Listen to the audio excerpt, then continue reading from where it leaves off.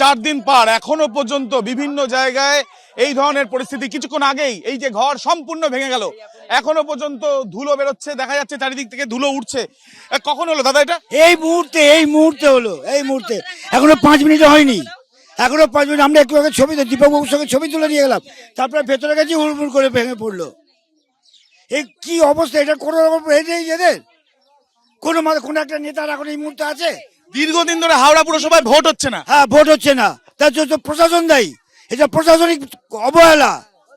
উত্তর হাওড়া, বেলগেজ, শিবপুর কেন্দ্রে সরকারের প্রশাসনের অবহেলা। আপনার ঘর? सारा चीज मेरा घर द्वार सब सामान আছে বাড়ি আছে কেউ কি আটকে রয়েছে? हाँ কেউ আছে লোক? कोई না আছে, কত ছিল বাক্স পেটি বার করতে পারে না ওর থেকে। সব চीज আছে দাদা, कुछ नहीं আছে।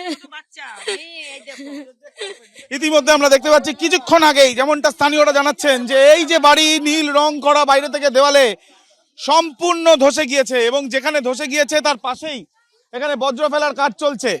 এবং যারা এখানকার স্থানীয় বাসিন্দা তারা কিন্তু ব্যাপক ক্ষুব্ধ, কান্নায় ভেঙে পড়েছেন। যার বাড়ি, স্বাভাবিকভাবে তার বক্তব্য সমস্ত কিছু তার ঘরে রয়েছে। এটা আমার ঘর আছে, হঠাৎ কি হয়েছে? আপনি এখানেই ছিলেন তখন, যখন আপনার চোখের সামনে? এখানে ছিলাম, চোখের সামনে ছিলাম, হঠাৎ করে পড়ে গেছে। স্থানীয় বাসিন্দা থেকে আরম্ভ করে যার ঘর, তিনি নিজে বলছেন তার চোখের সামনে তার ঘর সম্পূর্ণ ভেঙে গুড়িয়ে গেল। এবং তার যেটা বক্তব্য, দূর থেকে তিনি দেখে ছুটে এলেন, ততক্ষণে আর কিছু নেই, এবং সমস্ত কিছু জিনিসপত্র থেকে আরম্ভ করে সমস্ত কিছু একেবারে বাড়ির তলায়।